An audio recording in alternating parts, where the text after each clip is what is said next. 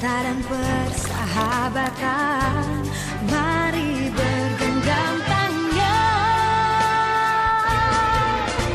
Beragam budaya begitu mengagumkan keelokan alamnya, oh sungguh mempesona. Indahnya negeriku, ku cinta, aku terpana pesona Indonesia.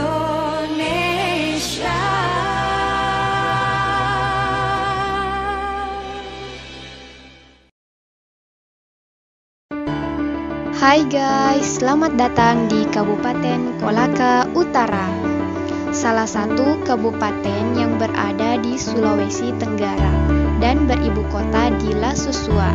Kabupaten ini dijuluki sebagai Lipu Patowanua atau Bumi Patampanua.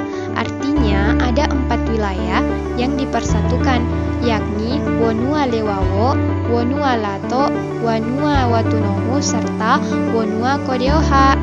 Masyarakat yang bermukim di wilayah Kabupaten Kolaka bagian utara sejak tahun 1960-an sebenarnya telah berupaya menghadirkan kabupaten baru sejalan perubahan sistem politik dengan pembentukan kabupaten dan provinsi.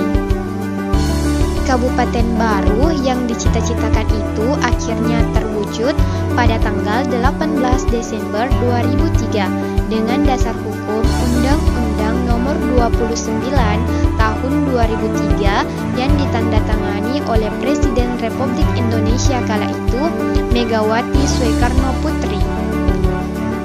Kabupaten yang diberkahi dengan alamnya yang mempesona, landscape Kolaka Utara terdiri dari dataran tinggi, dataran landai, dan laut dengan bibir pantai yang indah.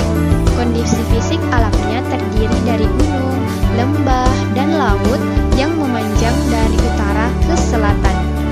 Tipologi tanah yang dominan adalah jenis aluvial, sehingga menguntungkan bagi lahan pertanian, perkebunan, perikanan, air payau, dan jenis kegiatan lainnya. Luas wilayah Kabupaten Kolaka Utara kurang lebih 3.391,62 km persegi yang merupakan daratan, sedangkan wilayah perairan laut membentang sepanjang Teluk Bone seluas kurang lebih 12.376 km persegi.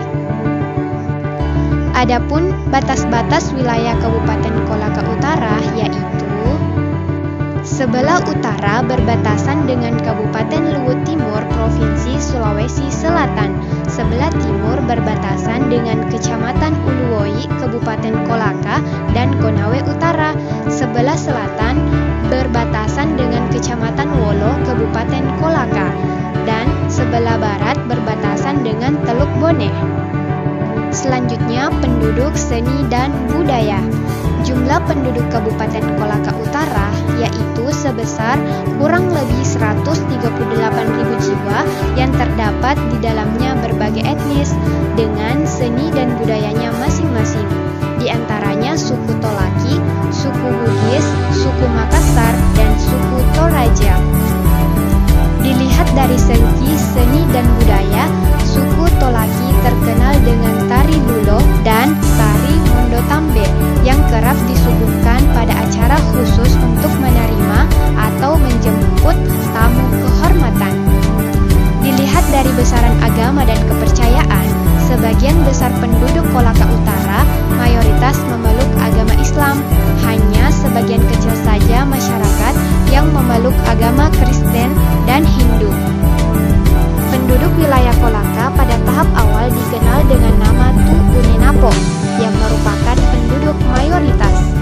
Selain suku dengan populasi yang relatif kecil seperti Tolaiwo dan Toaere yang hidup secara berkelompok berdasarkan etnisnya di wilayah Kecamatan Pakue, Lasusua, Mowewe, Uluwoi, Ladongi, dan Lambandia. Nenek moyang orang Mekongga kemudian membentuk perkampungan yang disebut Napoaha, Napo yang artinya pusat pemukiman, dan Aha artinya luas atau besar. To Moronene dan To Laiwo merupakan penduduk yang mula-mula mendiami daerah Unenapo, Kolaka yang kelak menjadi wilayah kerajaan Mekongga. Perkembangan selanjutnya, sebuah peristiwa menimpa wilayah ini, yakni gangguan dari seekor burung elang raksasa yang dalam bahasa Mekongga disebut Kongga Owose atau Kongga Aha. Kemudian datanglah seorang lelaki yang tidak diketahui asal-usulnya. Lelaki itu menyebut dirinya Larumbalani. Orang banyak menyebutnya To Manuru atau Sangyan Dudu. Dalam bahasa Mekongga juga berarti titisan dewa, dan ia berhasil mengalahkan Kongga Aha dengan menggunakan pancangan Sunggah.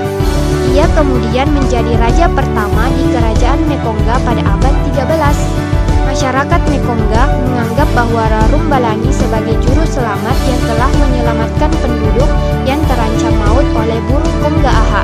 Olehnya, setelah negeri ini aman dan Larumbalani menjadi raja atau Anakia, mereka menamai kerajaannya Mekongga. Wilayah kerajaan ini sekarang dikenal sebagai Kabupaten Kolaka dan Kolaka Utara. Let's go! Kelak di tanah ini akan lahir anak-anak dengan jiwa-jiwa pemberani yang menyintai perdamaian dan mengabdi pada Sang Pencipta alam.